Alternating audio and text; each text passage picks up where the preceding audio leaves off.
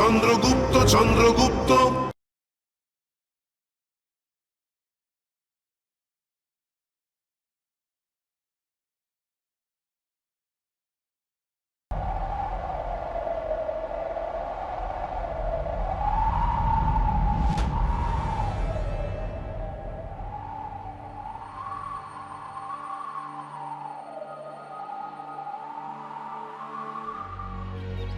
নিজের ইচ্ছেকে ভুলে গিয়ে যে অন্যের ভালোর জন্য বাঁচে, সেই হচ্ছে প্রকৃত নায়ক।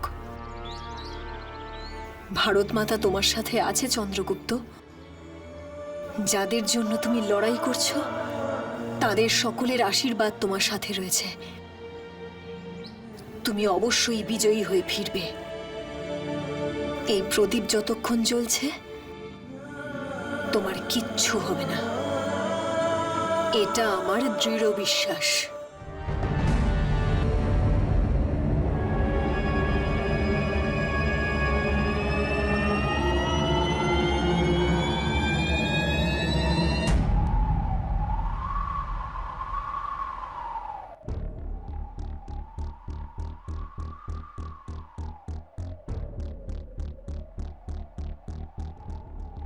এই প্রদীপটারও আলোকিত হওয়ার জন্য অন্ধকারের প্রয়োজন হয় দুর্ধরা।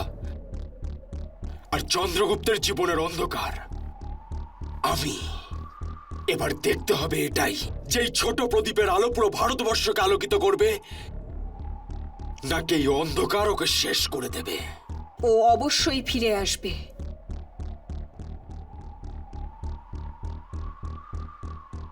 হাওয়া খুবই জোরে চলছে দুর্ধরা। সামলাও এই প্রদীপকে, যেটাকে শুধু তুমি ছাড়া সম্পূর্ণ ভারতবর্ষে একে সামলানোর মতো আর কেউ নেই। যাচ্ছি আমি চন্দ্রগুপ্তকে খুঁজে বের করতে। ওর কিচ্ছু হবে না ভদ্রশাল, এটা আমার দৃঢ় বিশ্বাস। চললাম আমি। ও অবশ্যই ফিরে আসবে, ও অবশ্যই ফিরে আসবে ভদ্রশাল।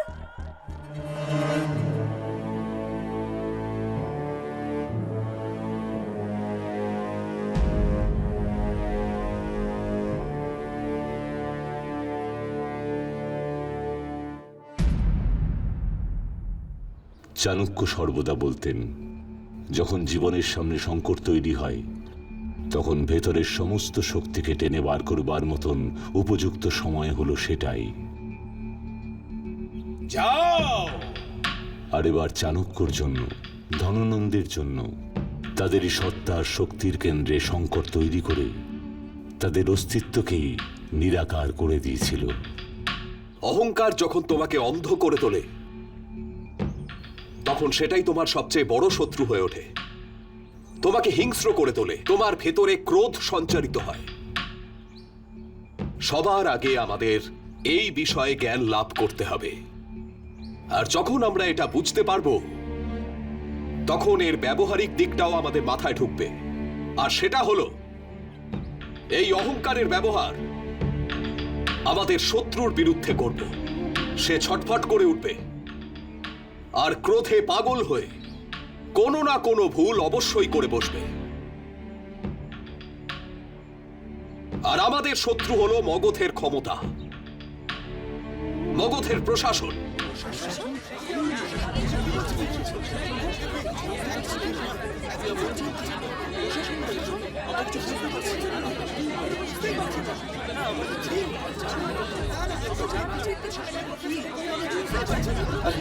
দেখুন, শুনুন না, দেখুন, আপনি যাবেন, একটু বোঝার চেষ্টা করুন। আরে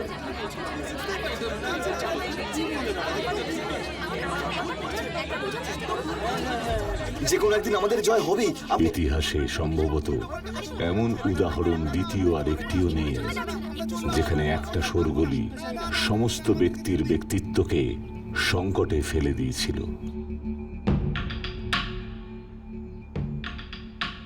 চাণক্য সর্বদাই বলতেন যে খারাপ সময় কখনোই চিরস্থায়ী হয় না, আর তার গভীর কথাগুলো সকলেই শ্রদ্ধার সঙ্গে মানতেন।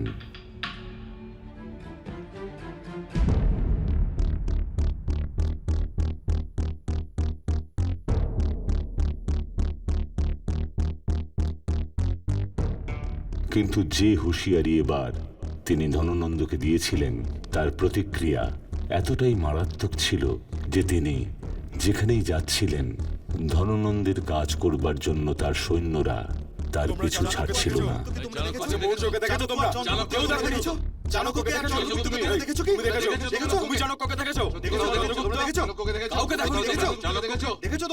ধননন্দের হুঁশিয়ারি এতটাই মারাত্মক ছিল যে কোনো জনমানুষ চন্দ্রগুপ্ত আর চাণক্যকে কোনোভাবেই সাহায্য করতেই সাহস পাচ্ছিল না। কিন্তু লুকিয়ে থাকার জায়গা নির্বাচন করার ক্ষেত্রে চাণক্য খুবই চতুর ছিলেন। এবার তিনি নিজেকে লুকোবার জন্য এমন জায়গা নির্বাচন করলেন যেখানে তান্ত্রিক এবং সাধুরা নিজেদের তন্ত্রক্রিয়া করতেন। আশ্রয় দেওয়ার জন্য ধন্যবাদ। জয় ভারত মাতার জয়।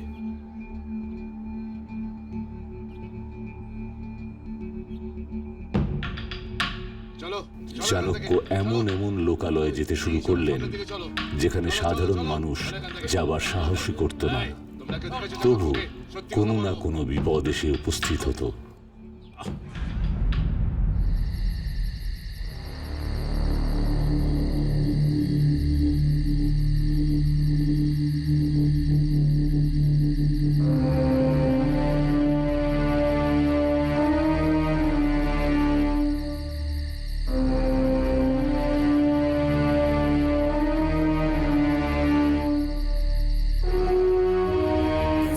কি হয়েছে চন্দ্রগুপ্ত?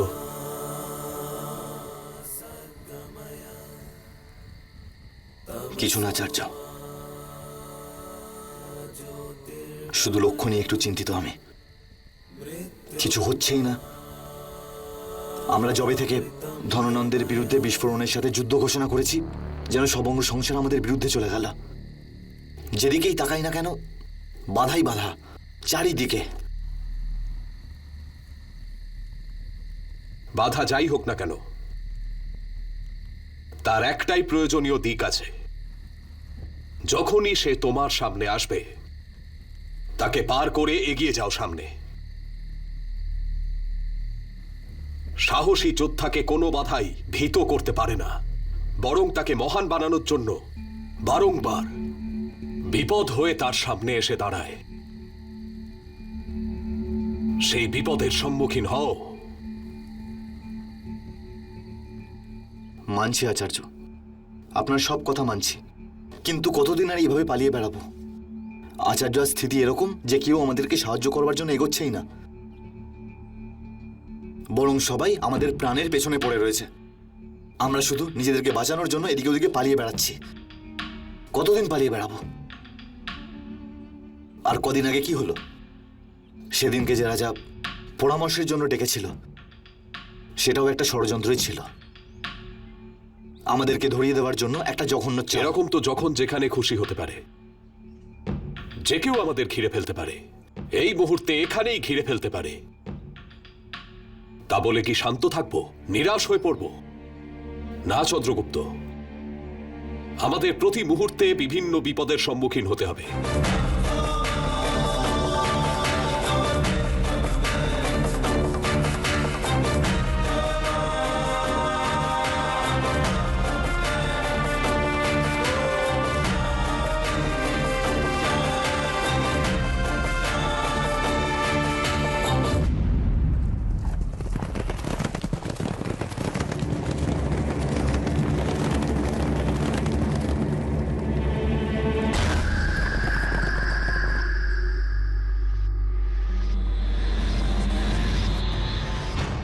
কিন্তু আচার্য, সেদিনকে আপনার প্রাণ সংকটে পড়ে গেছিল, যা খুশি তাই হতে পারত।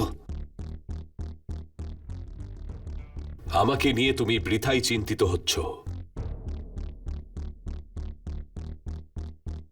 অখণ্ড ভারতের তুলনায় আমি মোটেই গুরুত্বপূর্ণ নই।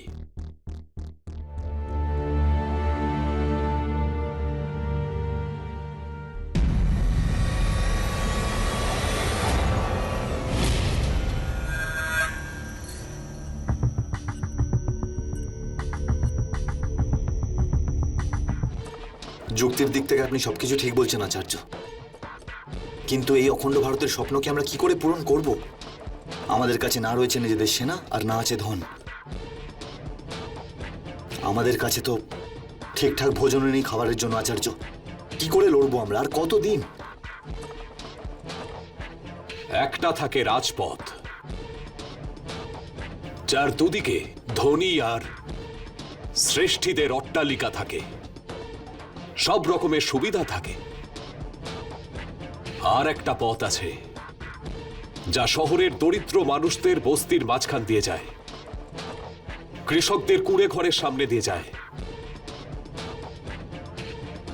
সেখানে কোনো সুবিধা নেই, বরং প্রতি পদক্ষেপ কণ্টকপূর্ণ। যখন আমরা নিজেরাই এই পথ বেছেছি, তাহলে সুবিধার স্বপ্ন দেখছো কেন? আমাদের কাছে যা আছে আমাদের তাই দিয়েই লড়তে হবে, কিন্তু কোনো সফলতা থেকে সন্তুষ্ট হও না। আর যে কাজ তুমি করতে চাও সেটা কিভাবে সম্ভব করবে তার জন্য সঠিক সুযোগের অপেক্ষা করো। ভারত মাতা নিশ্চয়ই কোনো পথ দেখাবেন।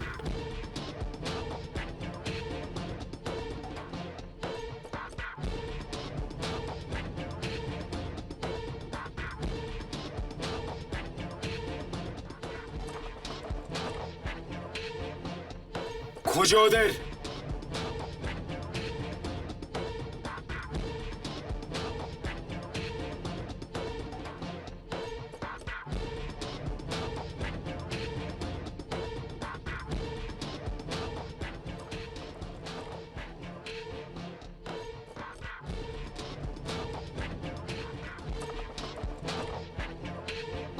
তুমি ভোজন করবে না?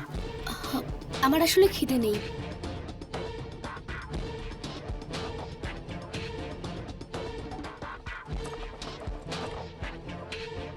এক কাজ করো, তুমি আমার ভোজনটা খাও। না না, আরে আমি কিছুক্ষণ আগেই খেয়েছিলাম আর আমার একদম খিদে নেই। তুমি একটা কাজ করো, তুমি আমার থেকে খাও। কিন্তু এক কাজ করা যাক, তিনজনে ভাগাভাগি করে খেয়ে নি। আচার্য, আপনি? আমি যোদ্ধা নই, আমি বিচারক। আর আমার শরীরের ভোজনের নয়, চিন্তনের প্রয়োজন আছে। আর আমার চিন্তন হলো আমার ধ্যান।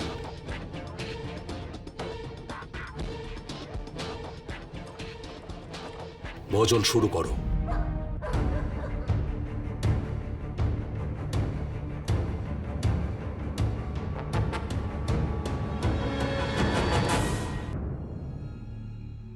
কি হলো?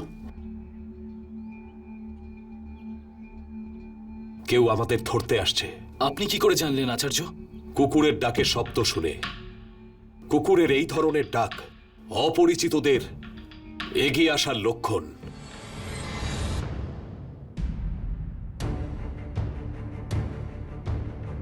আমাদের ঘিরে ফেলেছে।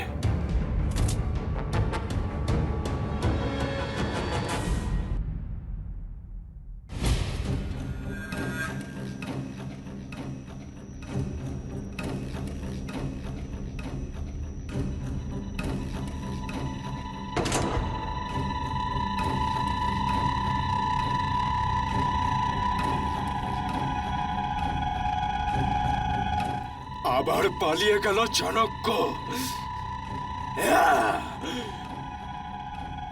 কতক্ষণ পালাবি আমার কাছ থেকে? সমগ্র ভারতবর্ষে এখান থেকে কলিঙ্গ পর্যন্ত এরকম কেউ নেই চাণক্য, যে তোকে সাহায্য করার মতো দুঃসাহস দেখাবে। এবার দেখছি আমি কতক্ষণ পালাবি আমার কাছ থেকে। কতক্ষণ পালাবি তুই?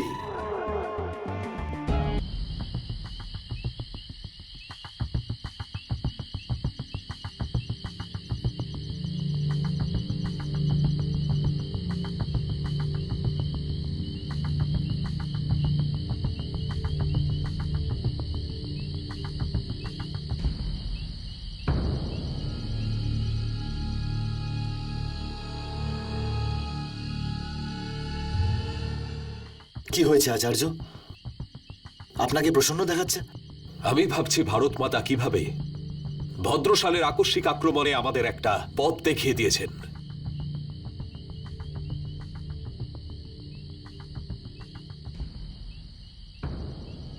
যুক্তি? কি বলছিল ভদ্রশাল? বিয়াস থেকে কলিঙ্গ অবধি সমগ্র ভারতবর্ষে কেউ আমাদের সাহায্য করবে না। আমি কিছু বুঝলাম না আচার্য।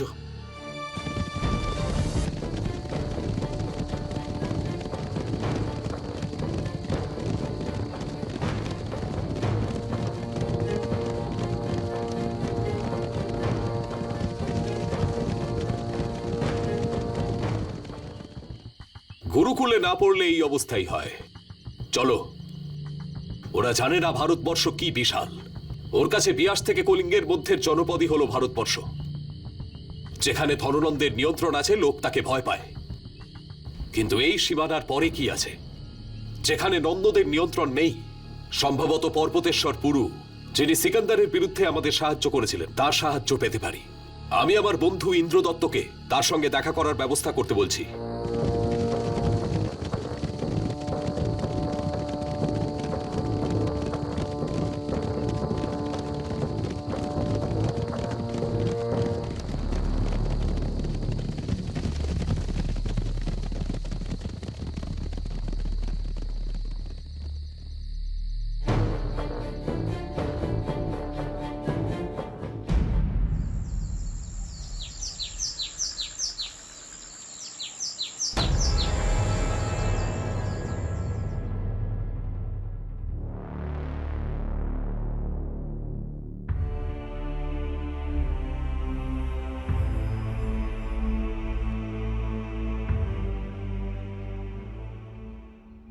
স্বাগতম, সুস্বাগতম। কেমন আছো মিত্র?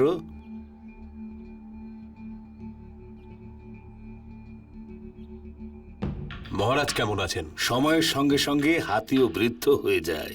না ভালো করে চলতে পারে, না ভালো করে বলতে পারে, শুধু নিজের খাঁচাতেই থাকে। মানুষের সঙ্গে দেখা করাও বন্ধ করে দিয়েছে। সমস্ত সিদ্ধান্ত ওনার উত্তরাধিকারীই নেয়। মলয়কেতু? আজ্ঞে, সে তার পিতার মতো আদর্শকে অত সম্মান করে না। শুধু লাভ লাভ লাভ করাটাই তার আদর্শ। এমনকি সে নিজেকে সর্বগুণ সম্পন্ন ভাবে।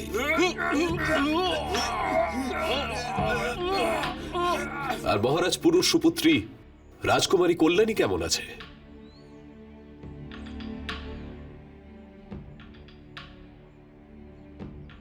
শুনেছি মলয়কেতুর ইচ্ছে তার বিবাহ অম্বিক কুমারের সঙ্গে হয়েছে। অম্বিক কুমার তো ভালো ছেলে, গুরুকুলে চন্দ্রগুপ্তের সঙ্গেই পড়তো। কেমন আছে রাজকুমারী কল্যাণী?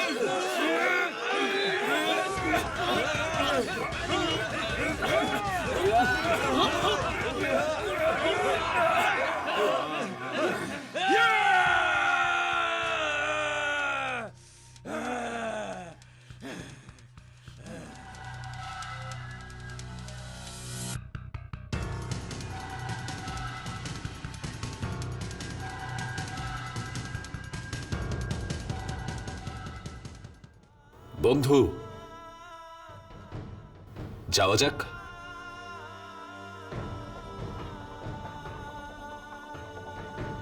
এটা কি ধরনের বিচিত্র প্রস্তাব নিয়ে এসেছেন আচার্য? কুমার মলয়কেতু, আপনি? আমার তো পিতাশ্রীর সময়ে আপনি মাঝে মাঝেই কথা বলতেন, কিন্তু আমার অমাত্য দ্বারা প্রস্তুত কোনো ব্যবধান স্বীকার্য নয়, কিন্তু হতে পারেন আচার্য আপনার বন্ধু, কিন্তু এমনি আমি ওনার কোনো প্রস্তাব স্বীকার করতে পারি না যেটা আমার মর্যাদার অনুরূপই নয়। তাই জন্য আপনি মাঝখানে কথা না বললেই ভালো হবে আমার তো।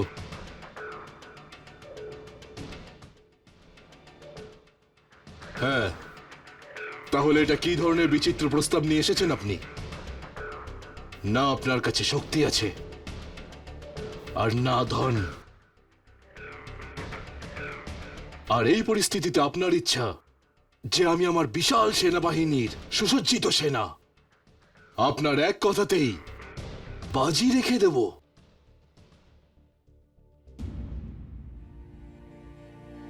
আমার রাজনীতিক নিয়ন্ত্রণে 5টা পর্বতেশ্বর আছে। আপনার এক কথাতে এমনি ওদেরকে সাহায্যের জন্য ডেকে নেব। আর যদিও বা এইসব কিছু হয়েও যায়, তাহলে এর পরে কি? মগধের রাজা কে হবে? চন্দ্রগুপ্ত? আমার আপনার কাছে স্পষ্ট এবং সরল প্রশ্ন এটাই আচার্য, যে চন্দ্রগুপ্ত আসলে কে? আমি হলাম চন্দ্রগুপ্ত।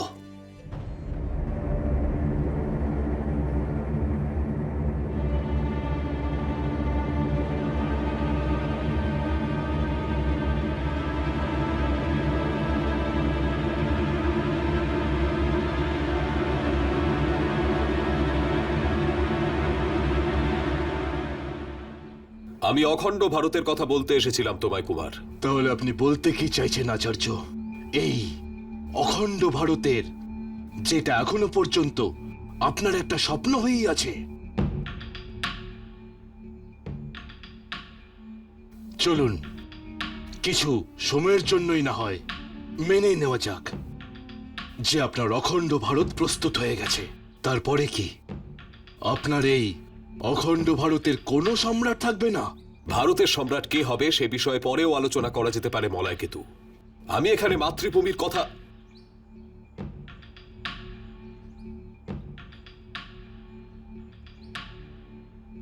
সেই একই শব্দ, শব্দ আর শুধুমাত্র শব্দ। আপনি আপনার এই শব্দের বেড়াজালে আমাকে ভ্রমিত করার চেষ্টা না করলেই ভালো হবে আচার্য। আপনার বাকপটুতার আলোচনা আমি ভালোই শুনেছি আচার্য। ধননন্দকে জোর গলায় বলে এসেছেন আপনি, সেই সংবাদ আমার কাছে পৌঁছে গেছে আচার্য। ওখানে সবার সামনে আপনি এর নামই নিয়েছিলেন। তাই জন্যই আমি আপনাকে প্রশ্নটা করেছিলাম, কে চন্দ্রগুপ্ত?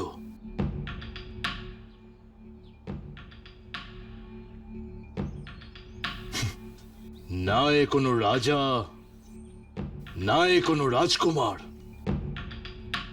যদি হয় শুধুমাত্র আপনার শিষ্য আচার্য, কেবল আপনার শিষ্য। তাহলে আপনার এই শিষ্যের ভবিষ্যৎ সুসজ্জিত করার জন্য আমি আপনার এই সমস্ত কথা কেন স্বীকার করব?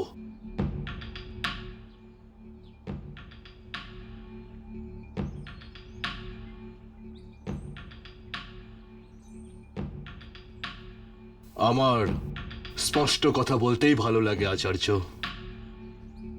আর এই বিষয়ে আমার স্পষ্ট মত এটাই যে যদি আমি আমার পূর্ণ শক্তি লাগাই, তাহলে মগধের রাজগদিতে শুধুমাত্র আমিই বসব। অখণ্ড ভারতের সম্রাট শুধুমাত্র আমিই হব। যদি আপনি এটা স্বীকার করেন, তাহলে আমরা আলোচনা এগিয়ে নিয়ে যেতে পারি। না হলে আপনি এখান থেকে যেতে পারেন। কিন্তু হ্যাঁ, আপনার প্রস্থানের পরে আমার এই বিনম্র নিবেদন আপনাকে, আপনার আমার সঙ্গে এই সাক্ষাৎ সম্পূর্ণভাবে ভুলে যাওয়ার চেষ্টা করবেন।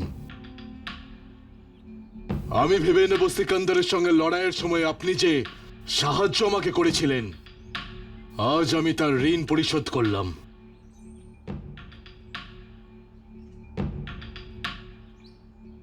এরপর কখনো কখনো যদি আপনি আমার কাছে এরকম কোনো প্রস্তাব এনেছেন যাতে আমার কোনো লাভ নেই, তাহলে সম্ভবত ধননন্দের সঙ্গে বন্ধুত্ব করার জন্য আপনাকে বন্দী করে ওকে সমর্পণ করব। রাজনীতিতে কোনো কিছুই অসম্ভব নয়, তাই না আচার্য? ভদ্রতা ভুলে যাবেন না রাজকুমার। কিন্তু থামো চন্দ্রগুপ্ত।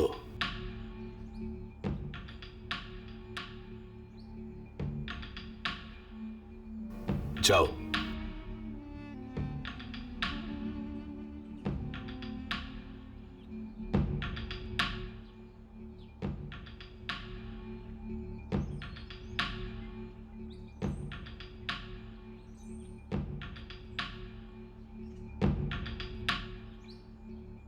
আজ্ঞা চাইছি কুমার। আপনি আপনার বহুমূল্য সময় এই সাধারণ শিক্ষককে দিলেন, তার জন্য অনেক ধন্যবাদ। অবশ্য আপনার কথাগুলি পুনর্বিবেচনা করতে বাধ্য করেছে আমাকে। ঠিকই বলেছেন আপনি। চন্দ্রগুপ্ত না তো কোথাকার রাজকুমার আর না রাজা, ও তো কেবল আমার শিষ্য। তবে আমি কেন ওকে অখণ্ড ভারতের সম্রাট বানাতে চাইছি এ বিষয়ে নতুন করে ভাবতে শুরু করতে চাইছি। ভেবে দেখি, তারপর আবার দেখা করব। এটা আপনি কি করছেন আচার্য? কুমার আপনার চাইতে অনেক ছোট, আপনি ব্রাহ্মণ। রাজনীতিকে সর্বদা ধর্ম থেকে দূরে রাখা উচিত। আর যদি ছোট হওয়ার কথা বলেন, তবে আয়ুর চেয়ে পদ বেশি গুরুত্বপূর্ণ।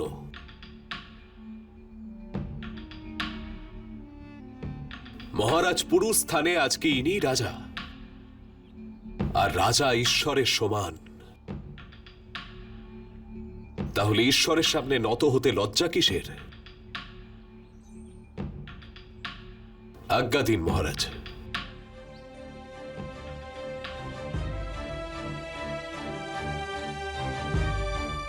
চাণক্য,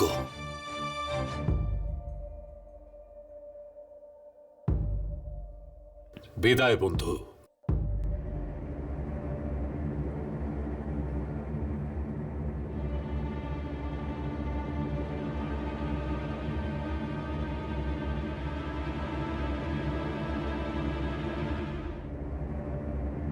এই অভিযানের সূচনা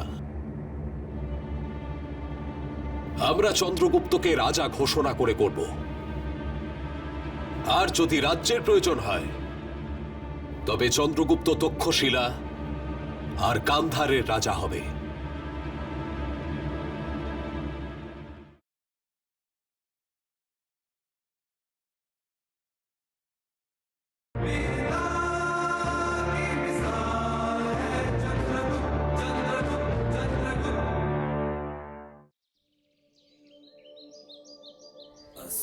তাহলে আপনার এই শিষ্যের ভবিষ্যৎ সুসজ্জিত করার জন্য আমি আপনার এই সমস্ত কথা কেন স্বীকার করব? যদি আমি আমার পূর্ণ শক্তি লাগাই, তাহলে মগধের রাজগদিতে শুধুমাত্র আমিই বসব।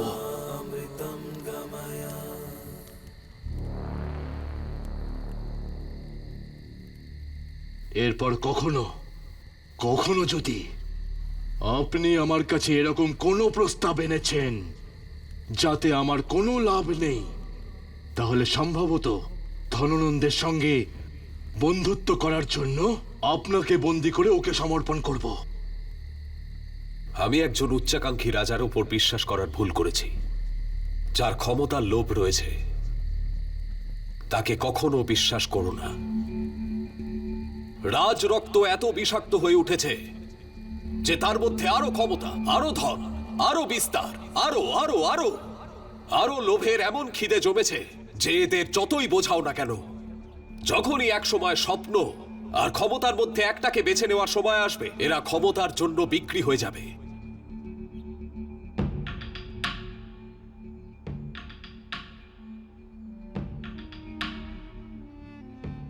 চন্দ্রগুপ্ত, চন্দ্রগুপ্ত, অনেকক্ষণ তো হলো। আচার্য কতক্ষণ ওখানে একা দাঁড়িয়ে থাকবেন?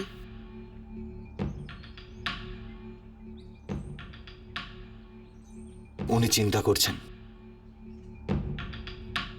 ওনাকে একাই থাকতে দাও। অন্তত আমরা ওনাকে একবার এদিকে আসার জন্য বলতে তো পারি। হ্যাঁ চন্দু, আচার্য গেছেন, অনেক সময় হয়ে গেল। চল। গিয়ে দেখা যাক।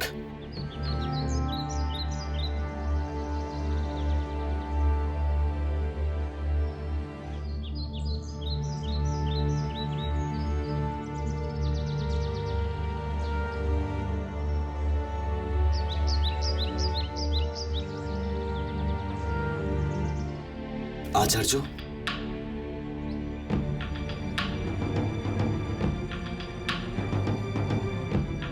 কি হয়েছে আচার্য? তুমি সবটাই জানো। কুটিলতার দ্বারা আমার স্বপ্নকে সার্থক করে তোলার পণ, কিন্তু এখনো কুটিলতার দ্বারা আমার হৃদয় কলুষিত হয়নি। আমার হৃদয় এখনো নির্মল আছে। তাই অখণ্ড ভারতকে নির্মাণ করার চেষ্টা করেছি আমি। কিন্তু এখন মনে হচ্ছে যে ক্ষমতার লোভে ডুবে থাকা এই রাজারা আমাকে সুপথে চলতে দেবে না। যতক্ষণ না অখণ্ড ভারত নির্মাণ করতে পারছি, ততক্ষণ নিজের আত্মার নির্মলতা রক্ষার কথা ভেবেও দেখব না।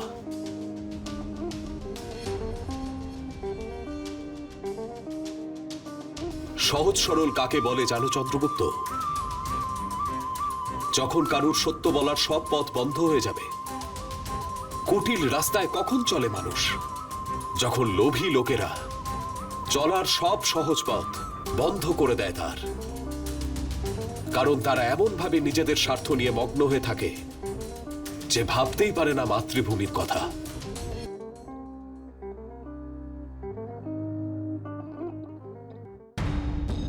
মনে আছে চন্দ্রগুপ্ত, একবার আমি তোমাকে গুরুকুলের একটা কক্ষে বন্ধ করে রেখেছিলাম। তখন কোনো রাস্তা না পেয়ে তুমি ছাদ দিয়ে বেরিয়ে আমার কাছে এসেছিলে। এটাই হলো বাঞ্ছিত বস্তু পাওয়ার জন্য ভাবনা এবং নীতি।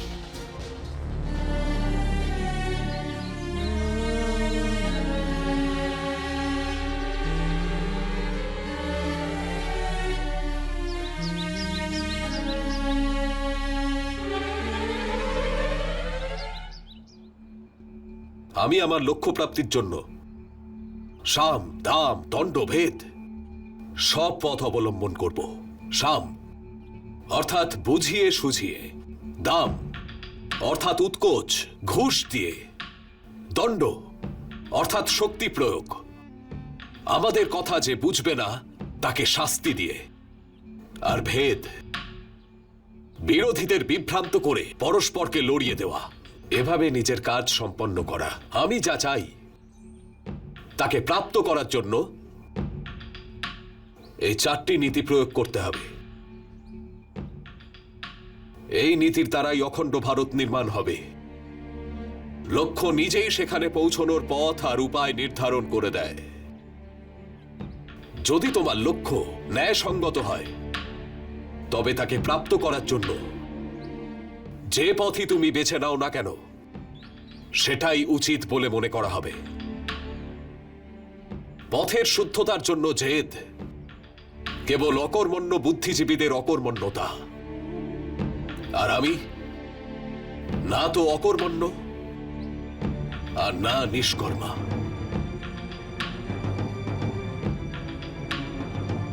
আর এই অভিযানের সূচনা আমরা চন্দ্রগুপ্তকে রাজা ঘোষণা করে করব।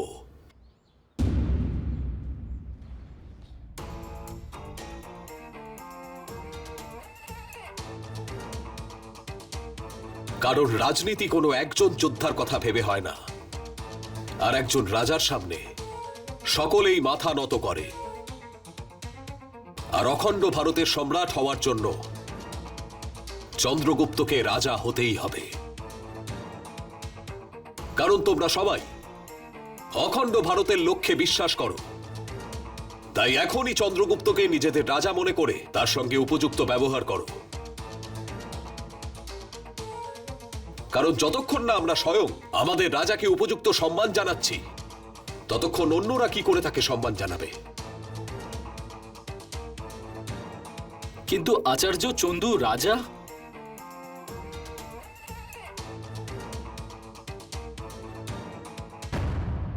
রাজা তো চন্দ্রগুপ্ত হবেই।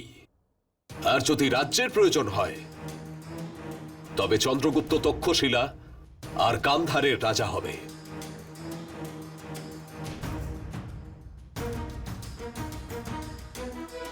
হ্যাঁ, ভারত মাতার প্রথম দেশদ্রোহী, তোমার শত্রু, তাকে হারিয়ে সিংহাসনচ্যুত করে গান্ধারের রাজ সিংহাসনে তোমাকে অভিষিক্ত করার জন্য আমি আমার পুরনো নিবাসস্থল তক্ষশিলার গুরুকুলে যাব।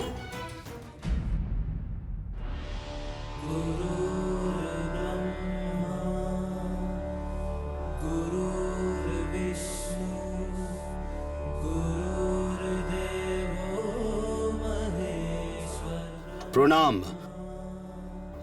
প্রণাম আচার্য। প্রধান আচার্য নিজের কক্ষে আছেন। আজ্ঞে। তক্ষশিলা যেতে হবে তোমায় আমাদের সঙ্গে।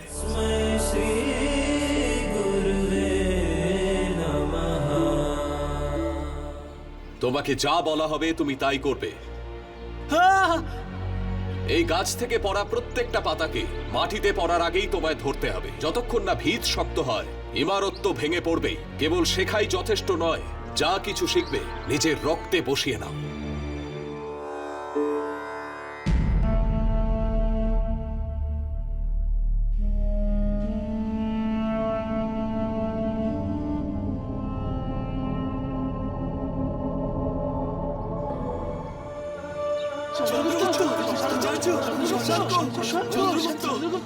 যুদ্ধক্ষেত্রে কেবলমাত্র চাণক্যের ভাবনাই তোমার সঙ্গে থাকবে। যুদ্ধ তো তোমাকেই লড়তে হবে।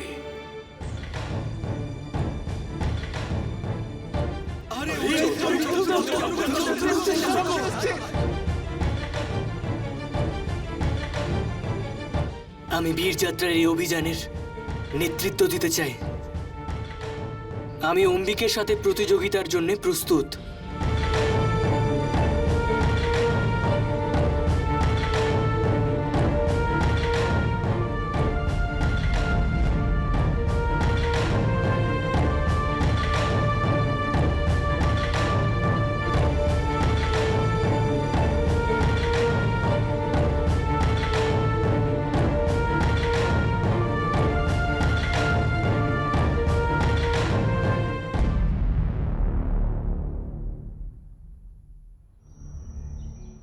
প্রণাম আচার্য। আচার্য চাণক্য এসেছেন। চাণক্য? স্বাগতম চাণক্য। তক্ষশিলায় পুনরাগমনের জন্য তোমায় হার্দিক স্বাগত জানাই। প্রণাম প্রধান আচার্য। দীর্ঘজীবী হও। চন্দ্রগুপ্ত, শশাঙ্ক, কেমন আছো তোমরা? এসো, ভেতরে এসো।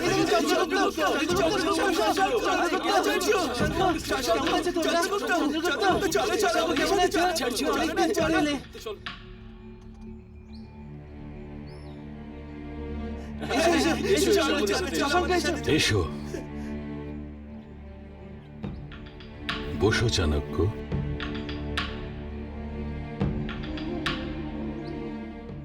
চাণক্য, অনেক বছর বাদে তোমাকে দেখে আমার চোখের সামনে অনেক বছর আগের দিনগুলি আবার জীবন্ত হয়ে উঠছে। যখন তুমি প্রথমবার অখণ্ড ভারতবর্ষের কথা আমাদের বলেছিলে, যখন তুমি ওই ছোট্ট বাচ্চাটাকে, যে দাস ছিল, গোলাম ছিল, ওর মধ্যে অখণ্ড ভারতের ভবিষ্যতের সম্রাটকে দেখে ওকে স্বতন্ত্র করে নিয়ে তুমি ওকে শিক্ষা দিতে শুরু করলে, আর কারোর বিশ্বাস হয়নি তোমার অখণ্ড ভারতের স্বপ্নের ওপর, না এই ছোট্ট সহজ সরল বালকটার ওপর। ভেবে আমার এমন অলৌকিক অনুভূতি হচ্ছে যে ঈশ্বর আমাকে আর কিছু দিন আর না দিন, শুধু তোমার মতো দূরদ্রষ্টা আর রাষ্ট্রভক্তের সংরক্ষক বানিয়ে আমাকে যেন সবকিছু দিয়েছে চাণক্য, সবকিছু। তোমার চোখের স্বপ্ন তখনও যেমন সত্যি ছিল, তেমন আজও সত্যি। তখনও যেমন তোমার চোখের মধ্যে আগুনের তেজ সত্যি ছিল, তেমনি আজও সত্যি। আমি তোমার সঙ্গে সম্পূর্ণ একমত চাণক্য। যদি অখণ্ড ভারতের স্বপ্নকে পূর্ণ করতে হয়, সবচেয়ে প্রথম চন্দ্রগুপ্তকে কোনো একটা রাজ্যের রাজা হতে হবে, কারণ তারপরে অন্য রাজ্যের রাজাদের সাথে নেওয়া অনেক সরল হয়ে যাবে।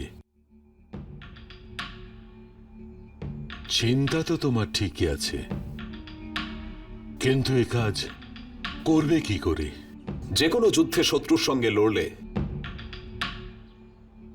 তার রাজ্যকে পরাজিত করার জন্য তাকে ছিন্ন বিচ্ছিন্ন করে ফেলো, দুপক্ষের বীরেদেরই রক্ত ঝরাও, তারপর তার সঙ্গে জয়লাভ করে সেই রাজ্যকে নিজের নিয়ন্ত্রণে আনো।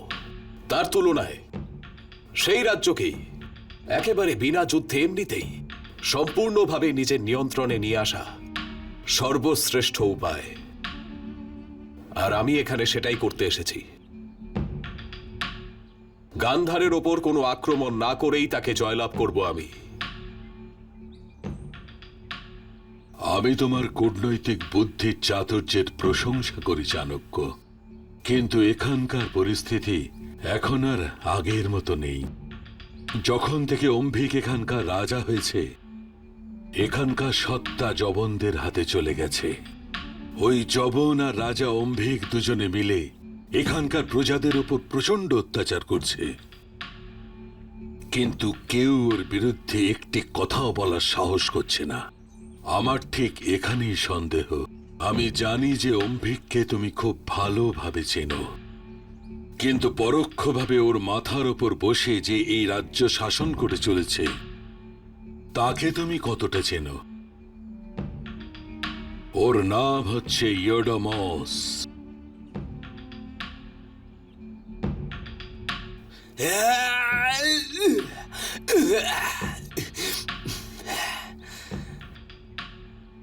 ইয়োডামস আর অম্ভিক দুজনে মিলে গান্ধারের ওপর নিজেদের শাসন চালাতে লাগলো, অত্যাচার করতে লাগলো।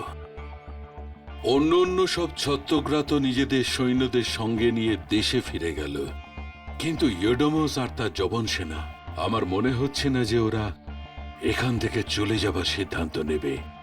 ওরা তো এখানে রাজ্য গড়ে তুলেছে, আর ওদের এখান থেকে যাবার যে একটুখানি আশা পুরুত দ্বারা তৈরি হয়েছিল,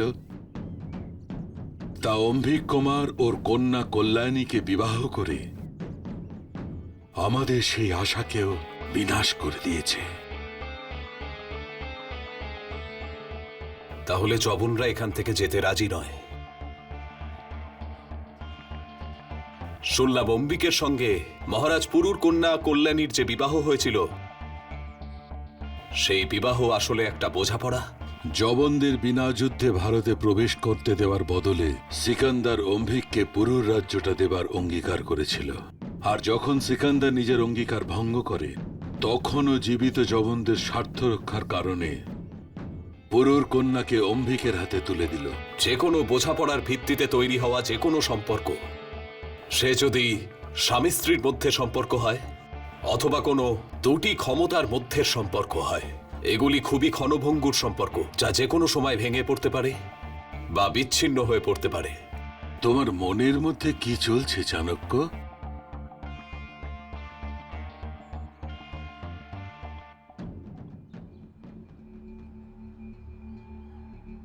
বিনা আক্রমণে শত্রুর বিরুদ্ধে জয়লাভ করার জন্য শত্রুর মন থেকে আশাই মিটিয়ে দাও যে সে নিজের বিরোধীর সঙ্গে জয়লাভ করতে পারে, যাতে তার মধ্যে লড়াই করার আর জয়লাভের ক্ষমতা কমে যায়।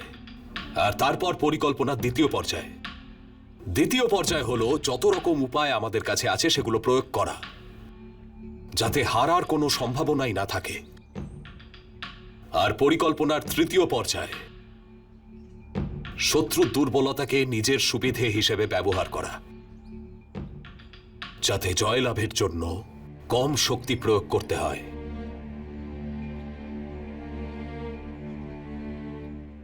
আমি এই সব সিদ্ধান্তের সূত্রগুলির বিধি মতো আর সফলতাপূর্বক প্রয়োগ করতে চলেছি।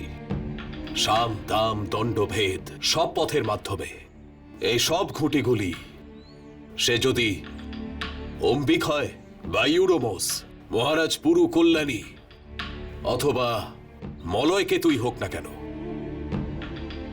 সবাইকে ব্যবহার করব আমি।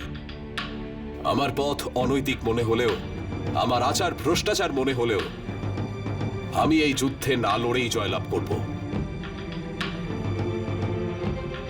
এই মহান কার্যে আমি আপনার সাহায্য চাই প্রধান আচার্য।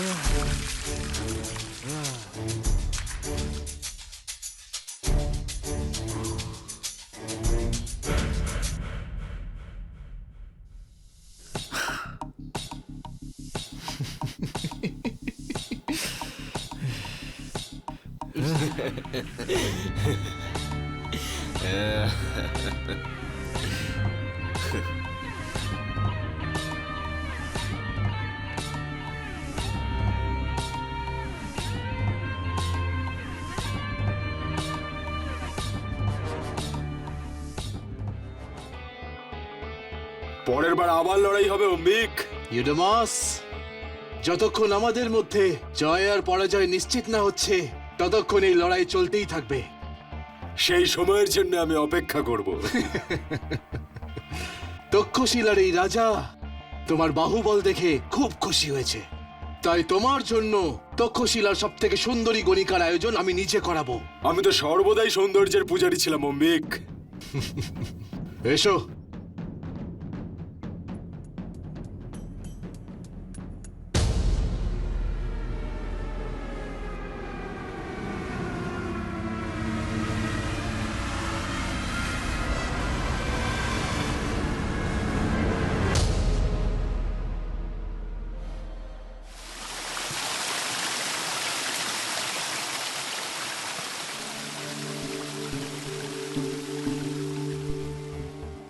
এখানে সব প্রস্তুত তো? হ্যাঁ মহারানী। স্নানের জলে গোলাপের পাপড়ি ছড়াতে ভুলো না যেন। পাপড়ির সুগন্ধ মহারাজের খুব পছন্দ। আচ্ছা মহারানী কল্যাণী, মহারাজ প্রবেশ করছেন।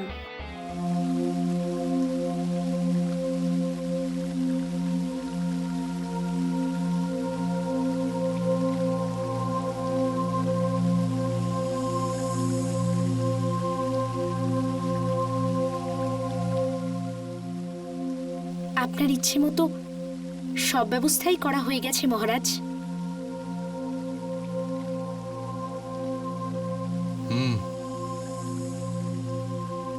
পায়ে ব্যথা করছে আমার। আমি দাসীকে আদেশ দিয়ে দিচ্ছি। দাসী নয়, আপনি আপনি পদসেবা করবেন আমার। দাসীদের হাত খুব শক্ত হয়।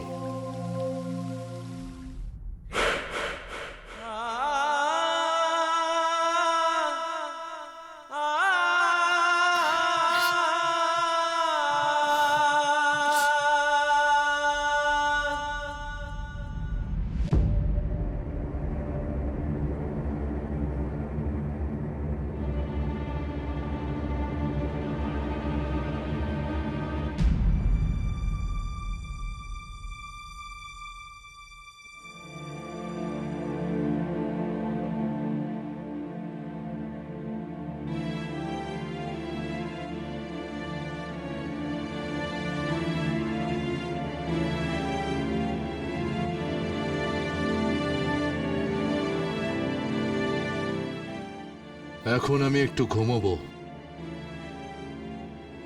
নড়বেন না, ব্যর্থই আমার ঘুমে বিঘ্ন হবে।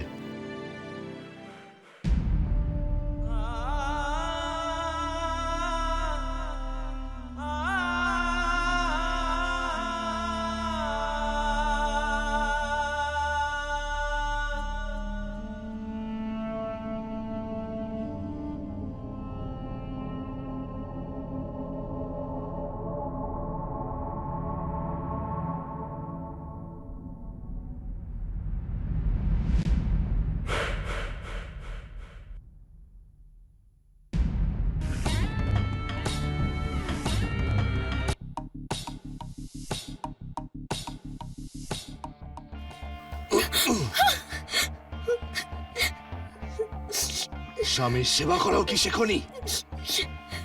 তোমার মতন বোকা গাধা পুরো ভারতবর্ষতে একটা খুঁজে দেখিয়ে দিক আমাকে কেউ, তাকে যা খুশি তাই পুরস্কার দেব। জীবন্ত যন্ত্রণা তুমি একটা আমার জন্য।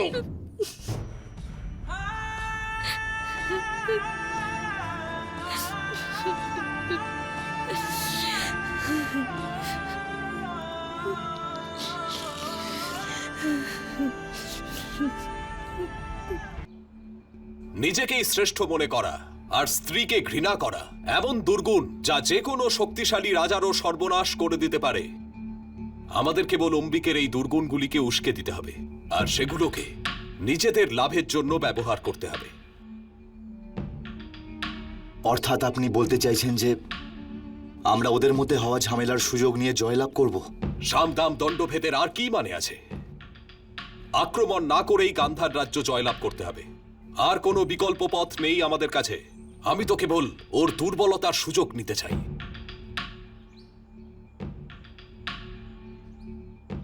আমি এখন ওদের মধ্যে পারস্পরিক দ্বন্দ্ব তৈরি করে ওদের শাস্তি দেব। কিন্তু আচার্য, আপনার মনে হয় না যেটা অনৈতিক, অন্যায়ের পথ? হ্যাঁ, এটা ভ্রষ্ট পথ।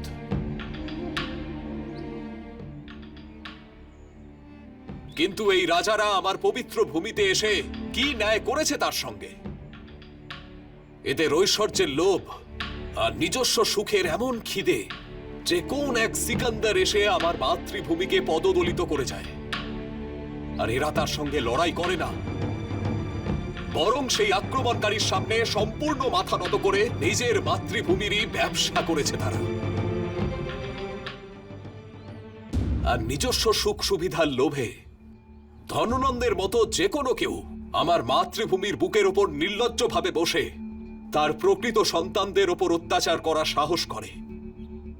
আমি খুব ভালো করেই জানি আমি যা করতে চলেছি তা অনৈতিক, আমার পথ ভ্রষ্ট হয়েছে, কিন্তু আমার লক্ষ্য পবিত্র, অখণ্ড ভারতের লক্ষ্য। ব্যাস, শুধু এটাই মনে রেখো চন্দ্রগুপ্ত। আর একটা কথা, ভ্রষ্ট লোকেদের মারতে হলে তার চেষ্টাও ভ্রষ্ট হবে আর তার পথও।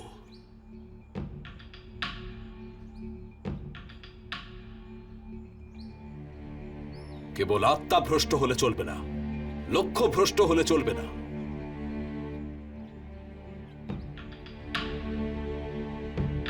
আগে আচার্য, আমরা এই অভিযান বিশ্বাস প্রাপ্ত করে সূচনা করব।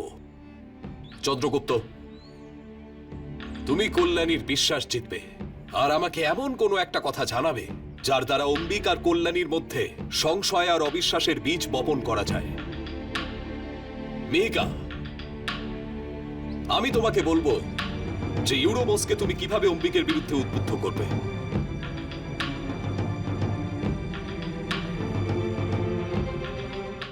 এবার দেখবে সংসার আমাদের খেলা।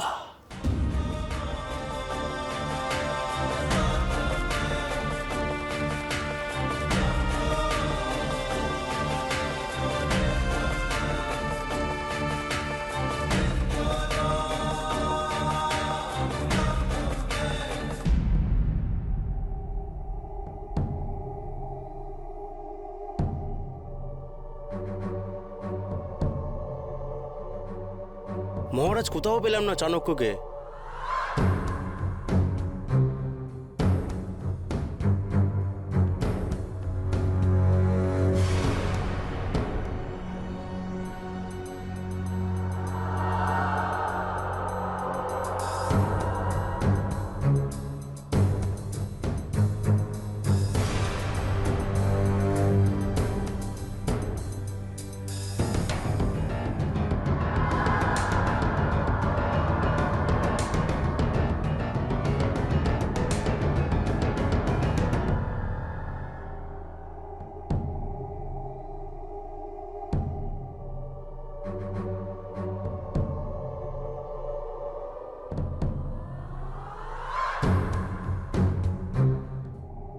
তুমি এই তলোয়ার চালানো কোনো না কোনো জায়গায় তো শিখেছো, আর যে বীরের কাছে তুমি এটা শিখেছো, আর সেই বীরদের কি করে তলোয়ার ধরতে হয় সেটা আমি শিখিয়েছি।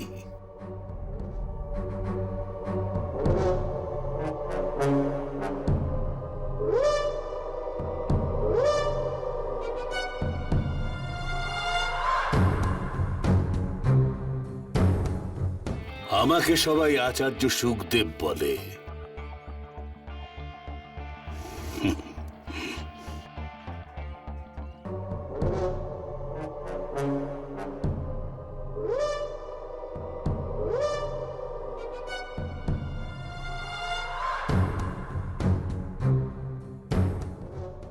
আমাকে সবাই আচার্য সুখদেব বলে।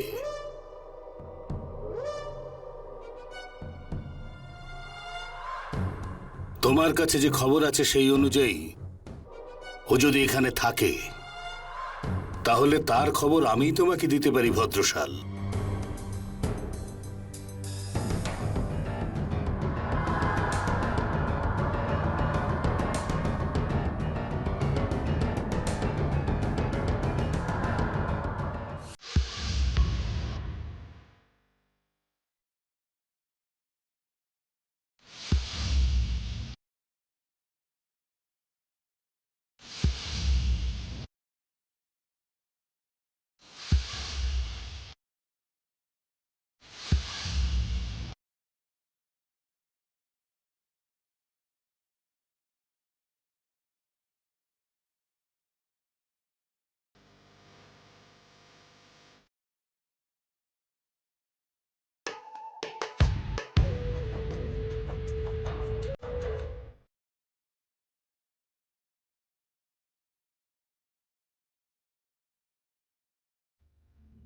হ্যাঁ, এ ছিল আচার্য শোকদেব, আচার্য চাণক্যর গভীর শত্রু, যে গান্ধারে ভদ্রশালের সঙ্গে হাত মিলিয়ে আরো একবার চাণক্যের বিরুদ্ধে ষড়যন্ত্র তৈরি করল।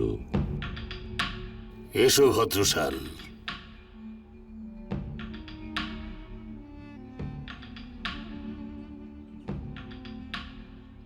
সর্বদা মনে রেখো, যুদ্ধকলাকে প্রধান 5টা তত্ত্ব নিয়ন্ত্রণ করে: স্বর্গীয় ভাগ্য, ধরিত্রী ও কর্ম, সেনাপতি, সঞ্চারণ বিধি এবং অনুশাসন। কিন্তু সবচেয়ে উপরে, সবচেয়ে গুরুত্বপূর্ণ হল নৈতিক নিয়ম। নৈতিক নিয়ম হলো সেই নিয়ম যাতে প্রভাব আর বিশ্বাসের কারণে প্রজারা নিজেদের রাজার প্রতি অনুগত থাকে। রাজার প্রতি এই আনুগত্য এমন একটা নৈতিক চাল যাতে বিভ্রান্ত করে তুমি জনতাকে যা ইচ্ছা তাই করাতে পারো। তুমি জনতাকে আশার জালে এই নৈতিকতায় জড়াতে পারো যখন বাস্তবে কোনো আশাই নেই। তুমি এই নৈতিক জালের সাহায্যে আশা না থাকলেও জনতাকে এই বিশ্বাস দিতে পারো যে আশা আছে, আর এইভাবেই তুমি তাদের আত্মসম্মানকে উস্কে দিতে পারো, আত্ম অভিমানকে জাগ্রত করে দিতে পারো। তারা যেন নিজেদের সামনে অন্য উপায় থাকা সত্ত্বেও তোমার জন্য নিজের প্রাণ বলিদান দিতে প্রস্তুত হয়ে থাকবে। আর আমরা এখানে এবার কুটিল রাজনীতির অধ্যায় প্রয়োগ করে গান্ধার জয় করব। এখন তোমাদের সামনে সবকিছুই অত্যন্ত স্পষ্ট। পরিকল্পনা তোমাদের বুঝিয়ে দিলাম, আর প্রয়োজনীয় সব সূত্র তোমাদের সঙ্গে রয়েছে। কিন্তু মনে রেখো, কোনো ভুল হলে চলবে না, কারণ এরকম অভিযানে দ্বিতীয় সুযোগ পাওয়া যায় না। ঠিক আছে? হ্যাঁ আচার্য। যাও, শুভ হোক, মঙ্গল হোক।